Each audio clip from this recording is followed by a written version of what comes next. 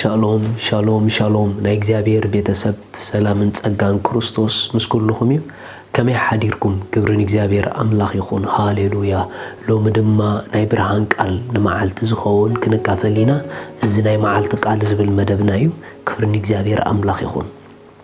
ሃሌሉያ ስለዚ ሎሚ ንካፈሎ ቃል ለውጢ ካብ ውሽጢ ዝብል ሃሌሉያ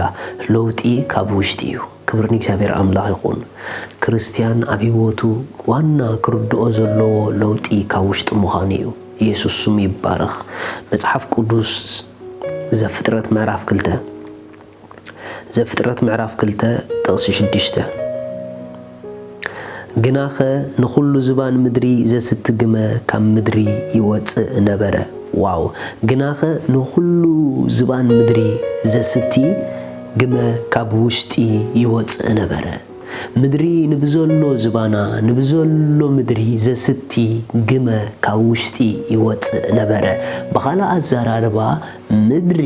በትኻብ ውሽጣ ዝወፅእ ዝነበረ ግመ እንደገና ብኡ ድማ ንሳ ትሰቲ ነይራ ዘስትያ ምንጪ ካብ ውሽጣ ይወፅእ ነይሩ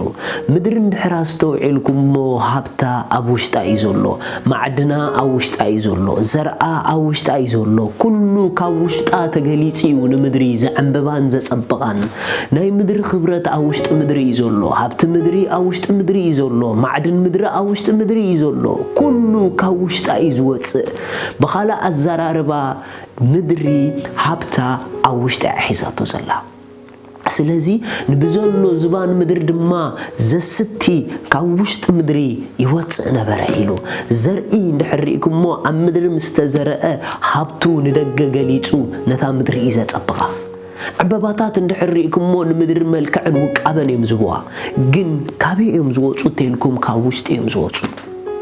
ስለዚ አጸበቂኣ ካብ ውሽጣ እዩ ዝወፅእ አድማዒኣ ካብ ውሽጣ እዩ ዝወፅእ አልማዒኣ ካብ ውሽጣ እዩ ዝወፅእ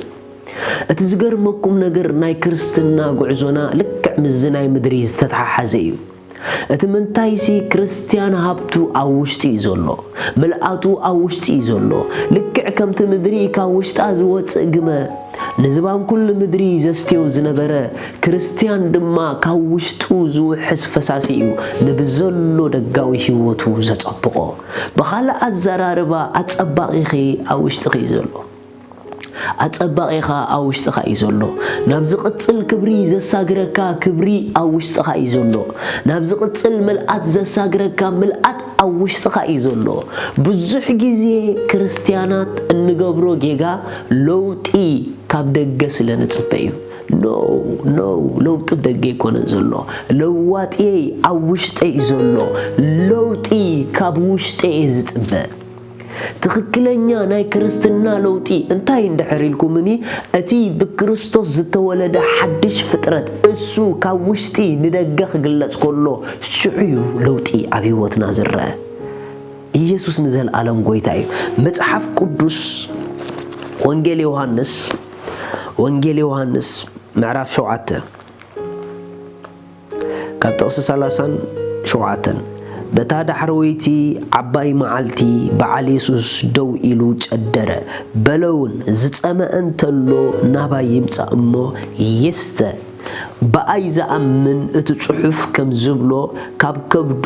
ሩባታት ማይ ህይወት ክውሕዝ እዩ ካብ ከብዱ ሩባታት ማይ ህይወት ክውሕዝ እዩ ኢየሱስ ገና ስለ ዘይከበረ መንፈስ ቅዱስ ኣይወረደን ነበረ እሞ እዚ ብዛዕባ እቶም ብኡ ዝኣምኑ ክቕበልዎ ዘለዎ መንፈስ እዩ ዝተዛረበ ሃሌሉያ እዚ ብዛዕባቶም ብኡ ዝኣምኑ ከቀበልዎ ዘለዎ መንፈስ እዩ ዝተዛረበ ስለዚ ኣነ ንስኹም ንክርስቶስ ብምእማንና ዝሰተናዮ መንፈስ ኣሎ ንክርስቶስ ብምእማንና ዝተቀበልናዮ መንፈስ ኣሎ እዚ መንፈስ ምስ ምልአት ክብሩ ኣብ ውሽጥና እዩ ዘሎ ስለዚ በዚ ካብ ውሽጥና ዝውሕዙ ማያት ካብ ውሽጥና ዝውሕዙ ወሓዚ ካብ ውሽጥና ዝውሕዙ ዓይን ማያት እዚ ማለት መንፈስ ቅዱስ ካብ ውሽጥና ብዘድልየና መንገዲ እንዳተገልጸ ናብቲ ዘድልየና ስፍራ ዘብጽሐና ንሱ እዩ ስለዚ እቶም በአይ ዝኣምኑ ካብ ውሽጦም ሩባታት ማይ ህይወት ይሉ ሩባ ኣይኮነን ይሉ ሩባታት ይሉ ኣብ ውሽጥና ዝተፋላለየ ምልአትን ክብርን ዘለዎም ሩባታት ኣለው ኣብ ውሽጥና ናብ ዝተፋላለየ ዳይሜንሽን ዘውጹና ሩባታት ኣለው ስለዚ እዞም ሩባታት ክግለጹ ከለው ንህይወትና ናብ ዘገርም ዳይሜንሽን እዮም ዘሳገሩዋ ብራዘር እዞም ሩባታት ካብ ውሽጥኻ ክፈሱ ትደሊ እንድሕር ኮንካ መጀመርታ ሩባታት ኣባኻ ከም ዘለዎ ሕሰብ መጀመርታ ለውጥኻ ካብዞም ሩባታት ክውሕዙ ከለው ምዃኑ እመን ለይትን መዓልትን ኣእምሮኻ ካብ ደገ ኣውፂኻ ንውሽጥኻ ንዮ ለውጠይ ካብ ውሽጢ ይበል ምዕንባበይ ካብ ውሽጢ ይበል ምትስአይ ካብ ውሽጢ ይበል በቲ ኻባይ ዝወፅእ ሓይሊ ብኡየ ዝብርትዕ በቲ ኻባይ ዝወፅእ ሓይሊ ብኡየ ዝትስእ በቲ ኻባይ ዝወፅእ ሓይሊ በቲ ኻባይ ዝወፅእ መንፈስ በቲ ኻባይ ዝወፅእ ሩባታት በቲ ኻባይ ዝወፅእ ፈሳሲ ህይወተይን ህይወት ብዙሓን ብኡየ ዘጠጥዕ በል ብራዘር ሓፍተይ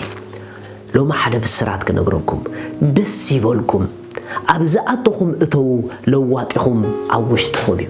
أبزأتك أتوي لواتخي أوشتخي أنت يا خلو متدلي زلخي تسفى حيلي برتع whatever it is التدليو زبالة كله أوشتخي إزولو بزما عالتزي حدا سبي أوش أوشت أي رباطات ما هيوت الله أنا بتخوشت أي زفسس فساسي بؤيز نبريبل أنا بتخوشت أي زفسس فساسي بؤيز تتعبل أنا بتخوشت أي زوت فساسي بؤي نبوزحت زتكميبل كسيابير أملاق سمي بارخ لواتنا أوشتنا إيو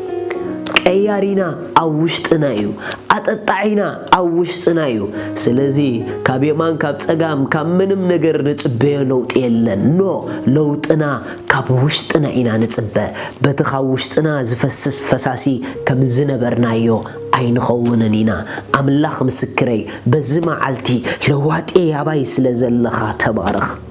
لوات إيه أباي سلزلخا كبر زبل سبنتنا الله قينو لوتو كفتني እግዚአብሔር ከጎብሮይ ሻሎም